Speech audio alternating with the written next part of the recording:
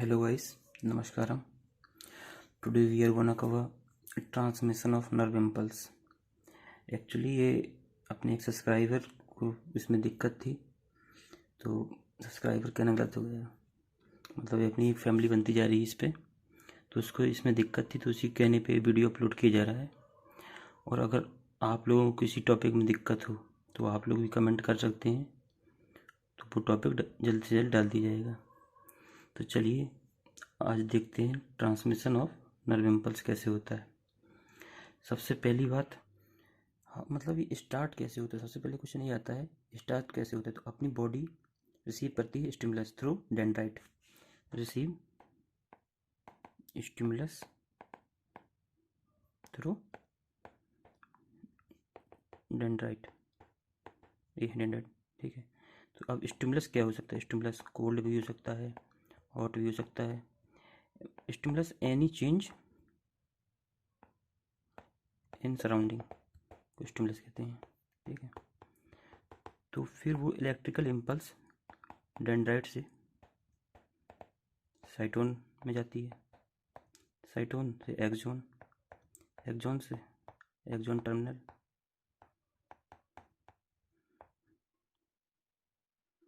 Axon terminal से होकर जाती है यहाँ सिनेप्टिक नॉब।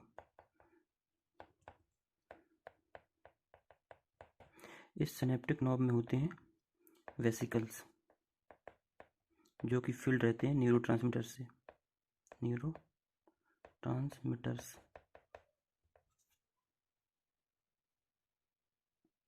तो जो वेसिकल्स होते हैं उसमें न्यूरोट्रांसमीटर होता है ACH। वो क्या होता है, इसके मेम्ब्रेन में डिफ्यूज होता है और ACH इधर सिनेप्टिक क्लेफ्ट, इस रीजन कहते हैं सिनेप्टिक क्लेफ्ट, इसमें निकल आता है। तो नेक्स्ट डेंड्राइट में रिसेप्टर होते हैं, वो इससे बाइंड करती हैं और फिर वो इम्पल्स नेक्स्ट डेंड्राइट, साइटोन, फिर एक्सोन, फिर नेक्स्ट न्यूरॉन में चली जाती है। ऐसे इसका ओवरव्यू है, ठीक है।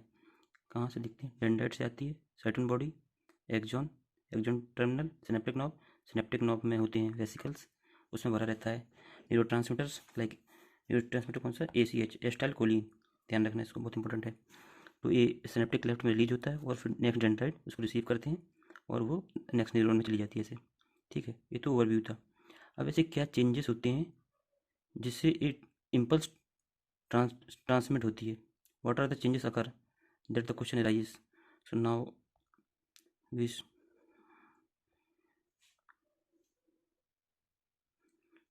should try to find answer for that। तो देखते हैं ऐसा क्या होता है कि मतलब ये इम्पल्स ट्रांसफॉर्मेशन होता है। तो ये मतलब मैं बताता हूँ इसको, मैं 3 कंसेप्ट आपको बताऊँगा, वो आप याद रखिएगा, तो फिर आपके लिए बहुत आसान हो जाएगा गेम, ठीक है। तो कंसेप्ट नंबर पहला क्या है, ये जो है एक्सोन, ये एक्सोन है, इसकी बार लेयर को एक्सोलेमा कहते हैं, ठीक है। इसके जो अंदर फ्लूइड है इंटरसेलुलर फ्लूइड, बाहर फ्लूइड एक्स्ट्रासेलुलर फ्लूइड। अब एक्सोलेमा की कुछ प्रॉपर्टी होती है रेस्टिंग कंडीशन में, जब कोई इम्पल्स नहीं आ रहा होता है, ठीक है, उसको अपन कहते हैं रेस्टिंग कंडीशन। उस समय एक्सोलेमा की क्या प्रॉपर्टी होती है, वो परमिएबल टू पोटेशियम आयन, मतलब वो पोटेशियम आयन को आने दे सकती है। Nearly impermeable to sodium ion, sodium ion के लिए इम्परमिएबल होती है।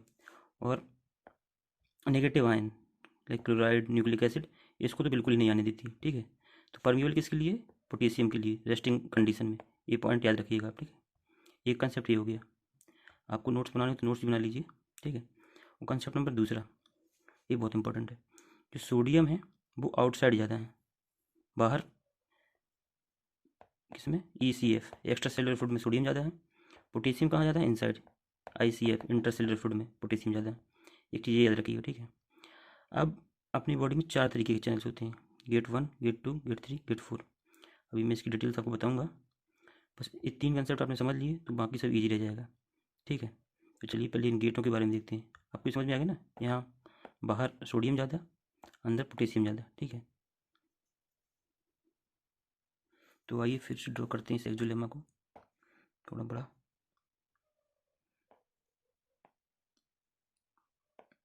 ये एक्सोलेमा है, ठीक है। एक्सोन की प्लाज्मा मेम्ब्रेन को एक्सोलेमा कहते हैं, एक्सोन, ठीक है। अब बताया ना 4 चैनल होते हैं, गेट 1, गेट 2, अभी इसकी गेट, ठीक है, गेट 3, गेट 4। अब गेट 1 के में क्या होता है, आइए वो देखते हैं। गेट 1 को अपन एक और नाम से जानते हैं, मेनली उसी नाम से जानते हैं, लीकी चैनल्स, लीकी चैनल्स। और इससे सोडियम आयन और पोटेशियम आयन लीक होते रहते हैं अंदर बाहर, ठीक है। अब कैसे होंगे, देखो सोडियम बाहर ज़्यादा है, ठीक है, पोटेशियम अंदर ज़्यादा है, ठीक है। तो अब ये होता है सिंपल डिफ्यूजन, इसमें सिंपल डिफ्यूजन होता है।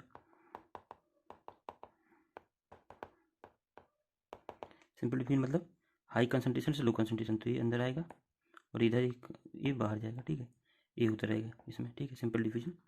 इसको अपन लीकेज चैनल्स भी कहते हैं, इसका कोई खासा रोल नहीं ज़्यादा, ठीक है। अब ये बहुत इंपॉर्टेंट है, गेट नंबर 2। आइए इसके बारे में, इसकी क्वालिटी देखते हैं कुछ। इसको अपन कहते हैं सोडियम पोटेशियम पंप। ये एनर्जी से चलता है, इसको चलाने के लिए एटीपी चाहिए भैया, ठीक है। बाकी जितने भी हैं चारों, किसी में एनर्जी नहीं चाहिए, केवल सोडियम पोटेशियम पंप में एनर्जी चाहिए, ठीक है। इसका काम क्या है, ये क्या करता है, ये 3, इधर एन ज़्यादा है, ये एनर्जी क्यों लेता है, क्योंकि against the concentration gradient, against concentration gradient काम करता है। 3 Na प्लस बाहर और 2 पोटेशियम अंदर, कितना ध्यान रखिएगा, 3 Na प्लस बाहर, 2 पोटेशियम अंदर, ठीक है। ये इसका काम है। इस यहाँ कंसंट्रेशन ज़्यादा है, अब उसी की तरफ लेके जाना है अपन को, तो एनर्जी लगेगी। अगर कंसंट्रेशन के साथ चलता है, अगेंस्ट नहीं चलता, तो एनर्जी नहीं लगती, इसलिए इसमें एनर्जी देनी पड़ती है अपन को, ठीक है। और अब देखते हैं, इन दोनों को कहते हैं अपन वोल्टेज गेटेड चैनल। ये वोल्टेज मतलब जो रेस्टिंग पोटेंशियल होता है, ये पोटेंशियल से चलते हैं। रेस्टिंग पोटेंशियल कितना होता है न्यूरॉन का, -70 मिली वोल्ट, ठीक है। तो और एक्शन पोटेंशियल +30 मिली वोल्ट। तो मतलब ये इसी के चेंज से, ये चेंज होने पे ये एक्टिवेट और डीएक्टिवेट होते हैं, इसलिए कहते हैं अपन वोल्टेज गेटेड चैनल। ये भी सिंपल डिफ्यूजन शो करते हैं, सिंपल डिफ्यूजन। अब बहुत खास बात क्या है, अगर ये है sodium gated channel, sodium BGC, ये है पोटेशियम बीजीसी, ध्यान रखिएगा, ठीक है। अगर ये ओपन हो गया, ठीक है, ये सिंपल डिफ्यूजन करता है, बाहर सोडियम ज़्यादा है, ये ओपन हुआ तो क्या होगा, इन्फ्लक्स, इन्फ्लक्स, इन्फ्लक्स, सोडियम अंदर, सोडियम अंदर, सोडियम अंदर, ठीक है। और अगर ये ओपन हो गया, पोटेशियम अंदर ज़्यादा है, बाहर कम है, ये ओपन हो गया पोटेशियम बीजीसी, तो बाहर पोटेशियम, बाहर पोटेशियम, बाहर पोटेशियम। पोटेशियम है क्या, पॉजिटिव चार्ज, तो पॉजिटिव चार्ज बाहर, बाहर, बाहर, बाहर, ये इससे पॉजिटिव चार्ज अंदर, ठीक है। तो जनरली क्या होता है ना, रेस्टिंग कंडीशन में, आइए रेस्टिंग कंडीशन देख लेते हैं। रेस्टिंग कंडीशन में, रेस्टिंग कंडीशन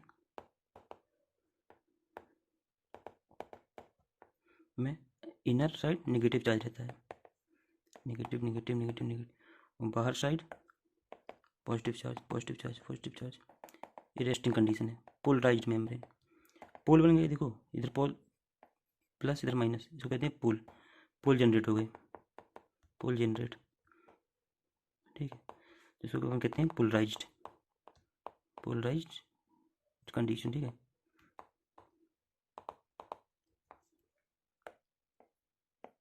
अब नर्व आएगी, नर्व इम्पल्स आएगा, तो ये डीपोलराइज होगा,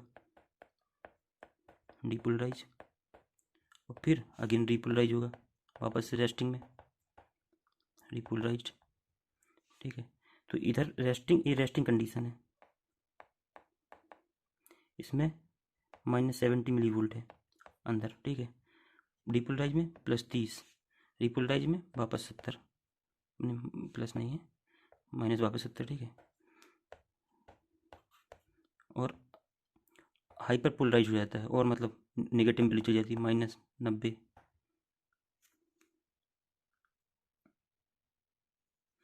ये हाइपर पोलराइज कंडीशन है, ठीक है, हाइपर पोलराइज्ड। अंदर मतलब बहुत ज़्यादा नेगेटिव हो जाएगा, -90 या मोर करेक्ट -85 ले लो, ठीक है। -90 मतलब ज़्यादा करेक्ट -85 है, ठीक है।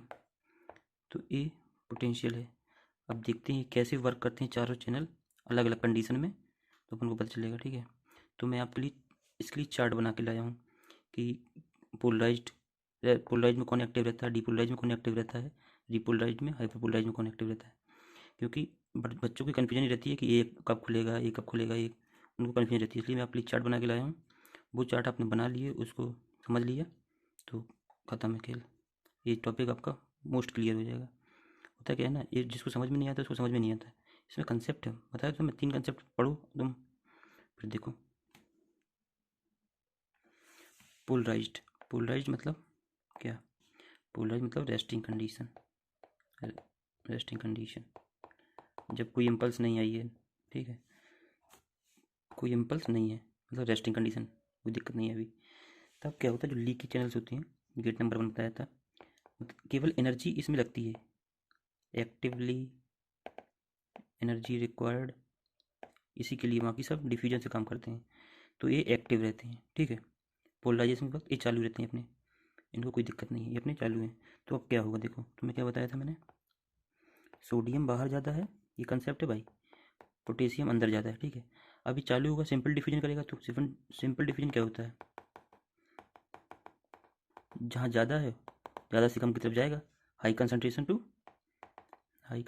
To low concentration. तो सोडियम है वो अंदर आएगा, पोटेशियम बाहर जाएगा, ये एक्टिव रहेगा।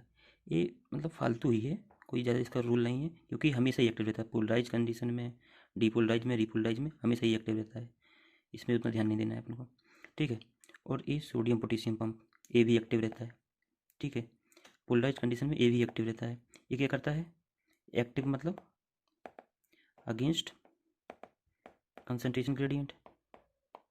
ठीक है, 3 Na बाहर, कितने 3, ध्यान रखना, 2 पोटेशियम अंदर। तो कंपेरेटिवली अपन देखेंगे ना, इसलिए तो अंदर नेगेटिव चार्ज रहता है, क्योंकि पोटेशियम 3 बाहर है पॉजिटिव, कंपेरेटिवली अपन देखते हैं, इसलिए अंदर नेगेटिव बाहर पॉजिटिव। तो ये भी चालू रहेगा। ये क्या बताया था, वोल्टेज गेटेड चैनल है, वोल्टेज गेटेड चैनल। तो इनको वोल्टेज चाहिए एक्टिव होने के लिए, need certain voltage to active. तो अभी ये एक्टिव नहीं रहेंगे, क्योंकि अभी तो रेस्टिंग कंडीशन में कोई दिक्कत नहीं है, ये भी अभी एक्टिव नहीं रहेगा। ठीक है, अभी अपन मेम्ब्रेन देख लेते हैं कैसे क्या सीन रहता है मेम्ब्रेन का। तो चिन्ह का ये ग्राफ आप बना लीजिएगा चारों। ठीक है, अभी पोलराइजेशन का बताऊँगा, डीपोलराइजेशन का, रिपोलराइजेशन का, हाइपरपोलराइजेशन, चारों आप बना लेंगे इसे, तो आपको सब पता चल जाएगा कौन सा पंप, कभी दिक्कत नहीं होगी। अब मेम्ब्रेन देख लेते हैं, रेस्टिंग कंडीशन में क्या दिक्कत है, बाहर पॉजिटिव है अंदर नेगेटिव है, पता। ठीक है, और अंदर नेगेटिव की वैल्यू -70 मिली वोल्ट है, इसी को रेस्टिंग पोटेंशियल कहते हैं। ठीक है ना, कोई दिक्कत नहीं होनी चाहिए इसमें। ठीक है, और अंदर कौन सा साइन है, नेगेटिव। ये तो आप छोटी छोटी बातें आपको आती होंगी। ठीक है, अभी हो गया पोलराइजेशन का केस, तो एक भी बीजीसी एक्टिव नहीं है इसमें, यही दोनों चल रहे हैं। ठीक है, अब देखते हैं डीपोलराइजेशन में।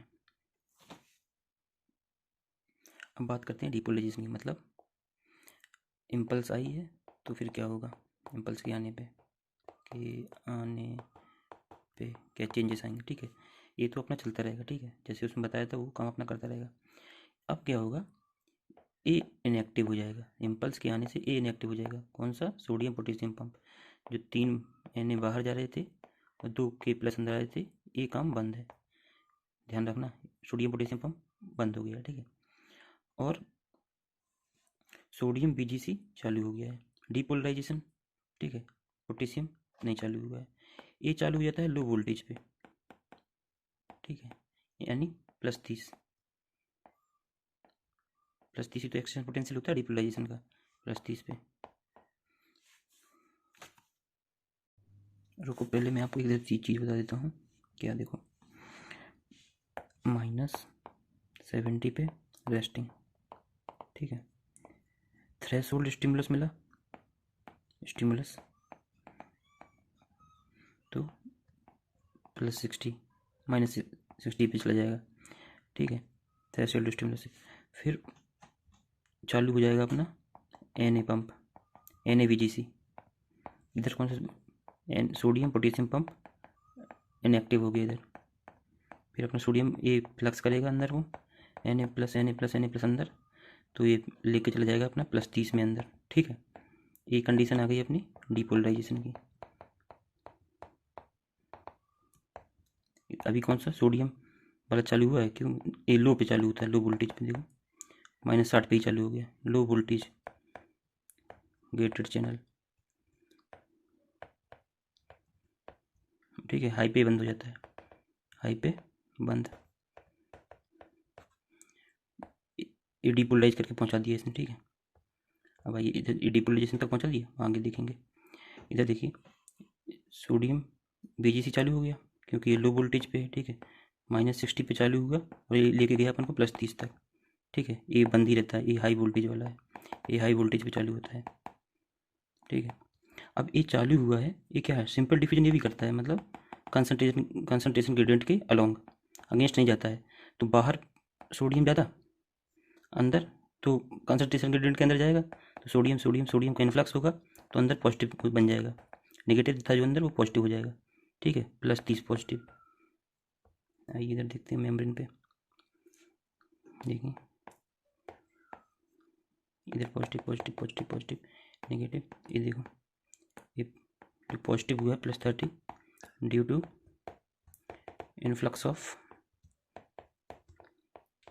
Na plus by NaVgC, sodium voltage gated channel द्वारा ये लो पे एक्टिव हो जाता है। ठीक है, ये जो सोडियम VgC है ये बहुत शॉर्ट टाइम के लिए ओपन रहते हैं, +30 पे ला के बंद हो जाएंगे, मतलब रिपोलराइजेशन के लिए जब होने वाला हो तो बंद हो जाएंगे, मतलब शॉर्ट टाइम के लिए ओपन रहते हैं, बिल्कुल शॉर्ट टाइम के लिए। ठीक है, NCERT में भी लिखा है, लाइन देख लेना, आपको मिल जाएगी। ठीक है, अब आते हैं अपन अपने रिपोलराइजेशन पे। तो जैसे ये तो ओपन ही रहती हैं, इनका तो कोई खास मतलब है नहीं, हमेशा ही ओपन रहेंगे, लीकिंग करते रहेंगे। अब रिपोलराइजेशन करना है, वापस सेम कंडीशन लानी है। कैसे, पहले क्या हो गया था, सबसे पहले था पॉजिटिव पॉजिटिव पॉजिटिव, अंदर नेगेटिव नेगेटिव नेगेटिव, ये थी रेस्टिंग कंडीशन, रेस्टिंग कंडीशन। ठीक है, पोलराइजेशन, फिर क्या हुआ यहाँ -70, फिर स्टिमुलस आया और सोडियम का इन्फ्लक्स हुआ बाई सोडियम VgC। ठीक है, तो इधर +30 हो जाएगा। ठीक है, ये हो गया डीपोलराइजेशन कंडीशन। ये ध्यान रखना, सोडियम VgC, पोटेशियम VgC भी चालू नहीं हुआ है। अब क्या करना है अपन को, वापस रिपोलराइजेशन। ये कहा था ना, बहुत शॉर्ट टाइम के लिए सोडियम VgC ओपन रहता है, रिपोलराइजेशन की बात आएगी तो ये बंद हो जाएगा, सोडियम VgC क्लोज। ठीक है, कहा भी तो था कि ये लो पे ओपन रहता है, लो पे ओपन, लो वोल्टेज पे, हाई पे क्लोज हो जाता है, ये बताया ना, हाई पे सोडियम VgC बंद हो जाता है। ठीक है, अब रिपोलराइजेशन के लिए क्या होता है, पोटेशियम VgC ओपन और Na+K+ पंप ओपन। ठीक है, तो ये तो अपने 3 Na+ बाहर पहुंचाता रहेगा। ठीक है, और ये जो काम करता रहेगा और 2 K+ इनसाइड आते रहेंगे, ये आउटसाइड पहुंचाते रहेगा इतने, तो ओवरऑल पॉजिटिव चार्ज बाहर पहुंचा, पॉजिटिव चार्ज बाहर। रिपोलराइजेशन में 2 लोग हेल्प करते हैं, एक तो ये और एक पोटेशियम VgC। पोटेशियम VgC का काम क्या है, अब देखो बताया था ना, अंदर पोटेशियम ज़्यादा है, बाहर Na+ ज़्यादा है, तो पोटेशियम VgC भी कंसनट्रेशन के अलॉन्ग चलता है, कंसनट्रेशन के अगेंस्ट नहीं चलता है। तो जैसे ही वो ओपन होगा तो अंदर से बाहर, अंदर से बाहर, अंदर से बाहर, तो बाहर भी पॉजिटिव, बाहर पॉजिटिव, अंदर नेगेटिव। ठीक है, एक कंडीशन आ गई। ठीक है, तो इन दोनों की मदद से रिपोलराइजेशन में अपन अंदर पहुंच गए -70 पे। ठीक है, ये तो हो गया, लेकिन जो खासियत क्या है, NaVgC है जो वो लो पे चालू होता है, लो पे स्टार्ट, हाई पे बंद, हाई पे स्टॉप हो जाता है। ठीक है, पोटेशियम VgC की क्या खासियत है, ये हाई पे चालू होता है, स्टार्ट और बंद, स्टॉप।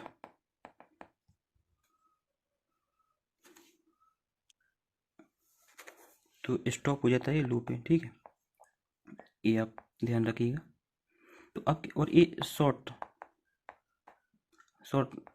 टाइम के लिए ओपन रहता है, मतलब थोड़े समय के लिए, ये लॉन्ग टाइम के लिए।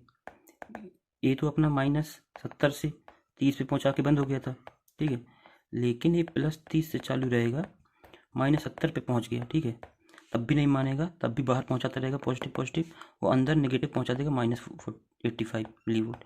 इसी कंडीशन कहते हैं hyperpolarization. Hyperpolarization due to K plus efflux मतलब बाहर, क्योंकि सब केवल सोडियम पोटेशियम पंप के अलावा यही एक्टिव है, बाकी सब डिफ्यूजन ही होता है बाकी सब में, तो ये बाहर जाएगा, तो इतना बाहर गया बाई K प्लस BGC। ये आपको लग रहा है अब तक सब क्लियर हो गया होगा जितना मैंने बताया, ठीक है। तो आइए देख लेते हैं इधर, पहले ये तो भरा ही गया, तो अब देख लो, रिपोलराइजेशन मतलब पोलराइजेशन जैसी सेम कंडीशन है, तो ये तो हमेशा चालू रहते हैं, लेकिन सोडियम पोटेशियम पंप भी चालू है, ये भी हेल्प कराएंगे बाहर पॉजिटिव लाने में, एक ही हेल्प कराएंगे, क्योंकि 3 Na+ अंदर जाते हैं, 2 K+ अंदर जाते हैं, नेट बाहर पॉजिटिव आएगा इनकी वजह से, ठीक है, 3 Na+ बाहर, 2 K+ अंदर, तो नेट पॉजिटिव बाहर करवाएंगे। अच्छा, ये बंद हो जाएंगे, कहा था ना ये शॉर्ट टेम्पर्ड आदमी है, जल्दी बंद हो जाता है, +30 पे, -70 से +30 पे ले आके बंद। इनका क्या सीन है, ये +30 से चालू हुए हैं, बोलेंगे नहीं लंबा खिलाड़ी, स्टेमिना बहुत है इसके पास, लास्ट लॉन्ग है ये चलता है 70 तक लेके जाता है, फिर भी लोग कहते हैं भाई रुक जा थम जा, कहता है नहीं अब नहीं मानूंगा, अब चालू हुआ तो चालू रहेगा, 85 तक लेके जाता है, ये लॉन्ग टर्म के लिए चालू होता है, ठीक है, हाई पे चालू होता है, लो पे बंद होता है, ये लो पे चालू होता है, हाई पे बंद हो जाता है, ठीक है, ये सब आपको पता होना चाहिए। तो आप एक चीज़ समझिए, क्या ये जो कंडीशन थी इतनी यहाँ तक, थोड़ा पेन दूसरा यूज कर लेते हैं, यहाँ तक 70 तक, ये तो थी अपनी रिपोलराइजेशन, ठीक है,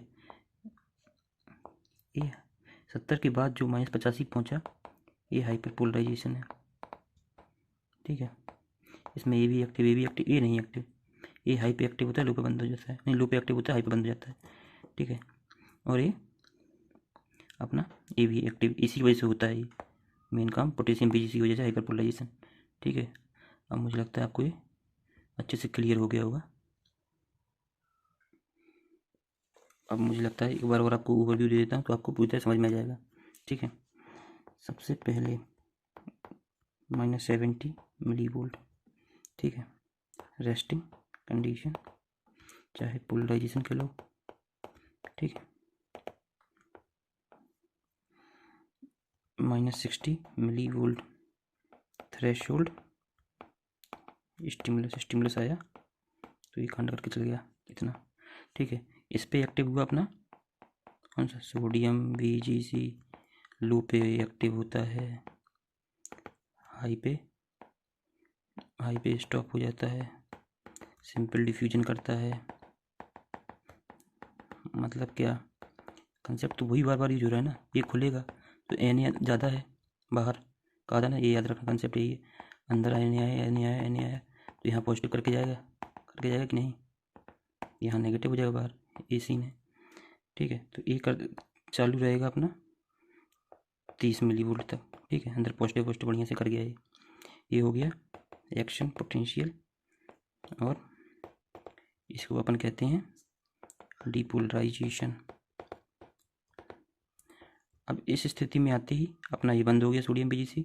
अब पोटेशियम बहुत दुखी कि मेरी कंडीशन आ गई हाई की, मुझे चालू नहीं होने दे रहे हैं, तो उसने कहा नहीं ऐसे नहीं चलेगा, पोटेशियम BGC चालू हुआ, ये शॉर्ट टेम्पर्ड भी तो हैं, जल्दी बंद भी तो हो जाते हैं, बंद हो गए, पोटेशियम BGC चालू हुआ और सोडियम पोटेशियम पंप चालू हुआ, केवल सोडियम पोटेशियम पंप एक्टिवली काम करता है, बाकी सब कंसंट्रेशन के अलग काम करते हैं, तो ये चालू हुआ तो अंदर पोटेशियम ज़्यादा है तो बाहर पोटेशियम जाएगा, ठीक है, ये काम हुआ, तो ये लाएंगे +30 से -70 रिपोलराइज स्टेट, ठीक है, रिपोलराइज, ठीक है, -70 पे लाएंगे, लेकिन ये लंबे खिलाड़ी, स्टेमिना बहुत है, ये लॉन्ग स्टेमिना वाले भैया हैं, तो ये तब नहीं मानेंगे, ये बोलेंगे हम खुले हैं, लंबा चलेंगे, ये और भी चले पीछे, -85 पे ले गए, चालू ही रह गए, तो हाइपरपोलराइज्ड स्टेट आ गई है।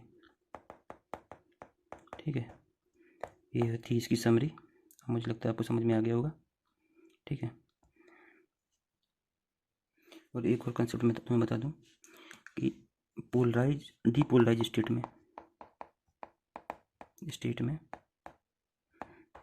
कोई भी न्यू इम्पल्स या स्टिमुलस नहीं लेती बॉडी, स्टिमुलस नहीं लेती है जब तक वापस से रीपोलराइज ना हो जाए, तब तक रीपोलराइज में न्यू स्टिमुलस के लिए रेडी।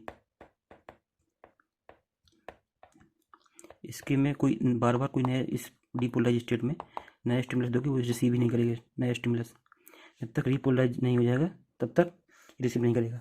तो जो इसके बीच की टाइम है डीपोलराइज से रीपोलराइज का टाइम, इसको कहते हैं रिफ्रैक्टरी पीरियड। इस समय रिफ्रैक्टरी पीरियड में नया स्टिमुलस नहीं लेती है। ठीक है, अब मुझे लगता है कंप्लीट हो गया है ज़्यादातर, बस एक चीज़ बाकी रह गई है। आपने नोट कर लिया हो तो इसको मैं गायब करूँ, पॉज करके नोट कर लीजिएगा।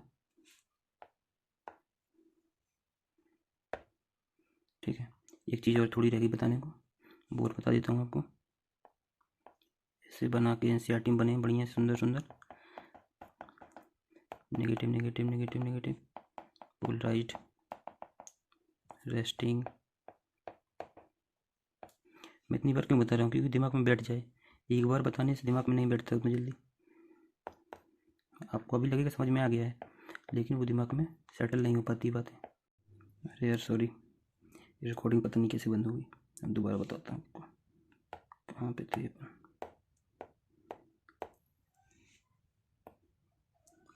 यहाँ पे थे अपन, दोबारा बता देता हूँ, कोई दिक्कत वाली बात नहीं है। ठीक है, इधर नेगेटिव, इधर positive positive positive, negative negative negative, depolarised state में। ठीक है, ये डीपी है, डिपोलराइज। ठीक है, अभी इसको क्या होना है, रिपोलराइज, तो इधर से प्लस लेगा, इधर इधर इसको क्या होना है, डिपोलराइज, तो इधर से प्लस लेगा, तो ऐसे फ्लो होता रहेगा और आगे की तरफ नर्व इम्पल्स फ्लो हो जाएगी, नर्व इम्पल्स आगे की तरफ फ्लो होगी। और ये वाई डायरेक्शनल नहीं होती है, हमेशा ऐसी फ्लो होती है। क्यों, सवाल होता है क्यों? हर चीज़ का रीजन होता है, बता देता हूँ आपको। क्या होता है कि देखो, जो सिनेप्टिक वेसिकल्स होते हैं एक्सॉन टर्मिनल पे सिनेप्टिक वेसिकल जो है, इसमें है न्यूरोट्रांसमीटर। ठीक है, ACH, वो रिलीज होगा, उसके रिसेप्टर डेंड्राइट में है, तो डेंड्राइट आगे कैसे करेगा इम्पल्स थ्रू, तो इसी डायरेक्शन में। अगर डेंड्राइट खुद वेसिकल्स फेंक पाता और ये रिसीव करता तो बैक फ्लो भी हो सकती थी, लेकिन ऐसा नहीं होता। ACH ये रिलीज करता है, एक्सॉन टर्मिनल ACH ये रिसीव करता है, इसलिए हमेशा यूनिडायरेक्शनल नर्व इम्पल्स का फ्लो होता है, नर्व इम्पल्स यूनी डायरेक्शनल। ठीक है, अब मुझे लगता है ये टॉपिक कंप्लीट हो गया है, और देखते हैं, मेरे एक स्टूडेंट का एक डाउट था, उस डाउट को टैकल कर लेते हैं। अगर आप लोगों को कोई डाउट हो तो नीचे कमेंट कर दीजिएगा, और चैनल को सब्सक्राइब कर लीजिए, और कोई भी जो आपको लगे टॉपिक या आपका वीक है उसको बता दीजिएगा, वो उस पर वीडियो बना दीजिएगा। ठीक है, तो उस डाउट को देख लेते हैं। एक मेरे स्टूडेंट ने डाउट भेजा मुझको, क्या सेंट्रल कैनाल और न्यूरल कैनाल में अंतर क्या होता है। ठीक है, क्या अंतर होता है, रुको। तो देखो, इस क्वेश्चन का जवाब दे देते हैं। आपको कोई डाउट हो तो पूछ लीजिएगा, ठीक है, क्योंकि वीडियो तो बहुत से पड़े हैं यूट्यूब पे, लेकिन बच्चों को किसी पर्टिकुलर टॉपिक में डाउट रहता है, वो क्लियर नहीं हो पाता है, तो आप बता दीजिएगा, उस पर वीडियो बना दीजिएगा। अब देखते हैं सेंट्रल कैनाल और न्यूरल कैनाल में क्या अंतर है। देखो, जो स्पाइनल कॉर्ड है, ये दिख रही है आपको, स्पाइनल कॉर्ड, इसके जो सेंटर में ये गया है, सेंटर में जो होल है, होल पाइप टाइप का कह सकते हैं, इसको अपन कहते हैं सेंट्रल कैनाल। ठीक है, इसके अलग अलग तरीके के नाम होते हैं। इधर को जाएंगे तो सेरेब्रल एक्वेडक्ट कुछ ऐसा नाम रहता है, मेडुला के पास अलग अलग मतलब इसको नाम दिए जाते हैं। और इधर जो स्पाइनल कॉर्ड में उसको कहते हैं, जो इसके स्पाइनल कॉर्ड का सेंटर का भाग है, होलो भाग, उसको कहते हैं अपन सेंट्रल कैनाल। अब न्यूरल कैनाल क्या है, अब आपको तो पता ही होगा, ये अपनी वर्टिब्रल कॉलम में से है, ठीक है। कितने हैं, 26 हैं। C7 सर्वाइकल 7 है, थोरेसिक 12 है, लंबर 5 है, सैक्रम 5 फ्यूज होके एक बन गया था, कॉकेक्स 4 फ्यूज होके एक बन गया था, ठीक है। ये सीन था। तो जो जो स्पाइनल कॉर्ड होती है वो कहाँ से जाती है, इन्हीं वर्टिब्रल डिस्क से होकर गुजरती है। ऐसे अब कैसे जाएगी, तो इसमें एक होल होता है छोटा, इधर ऐसे बीच में एक होल होता है, ठीक है। इसी से स्पाइनल कॉर्ड पास करती है इसे। जो ये होल है वर्टिब्रल डिस्क में, इसी होल को कहते हैं न्यूरल कैनाल, ठीक है ना। सब होल मिल जाएंगे इकट्ठे, ठीक है। तो इस बाहर वाली होल को कहते हैं न्यूरल कैनाल, सब ऐसे मिल जाएंगे 26 के 26। ये है न्यूरल कैनाल। और जो इसके अंदर का स्पाइनल कॉर्ड के अंदर का सेंटर है उसको कहते हैं सेंट्रल कैनाल। आई होप कि आपके डाउट सारे क्लियर हो गए होंगे। और भी कोई आपके डाउट हो तो बाकी सोशल मीडिया प्लेटफॉर्म से मुझसे जुड़ जाइएगा, लिंक डिस्क्रिप्शन में है। चैनल को सब्सक्राइब कर लीजिएगा, वहाँ भी अपने सवाल पूछ लेंगे तो मैं बता दूंगा, ऐसा कोई दिक्कत वाली बात नहीं है। चलो, थैंक यू, बाय बाय।